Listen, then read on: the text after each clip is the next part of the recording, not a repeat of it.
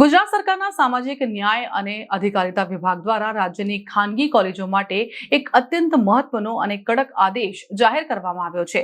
Medical, engineering કે અન્ય ઉચ્ચ અભ્યાસક્રમોમાં પ્રવેશ મેળવતા અનુસૂચિત જાતિના વિદ્યાર્થીઓ જેઓ ડિજિટલ ગુજરાત પોર્ટલનું ફ્રીશિપ કાર્ડ ધરાવે છે તેમની પાસેથી પ્રવેશ સમયે જ ફી વસૂલવા અંગે સરકારે લાલ આંખ કરી છે।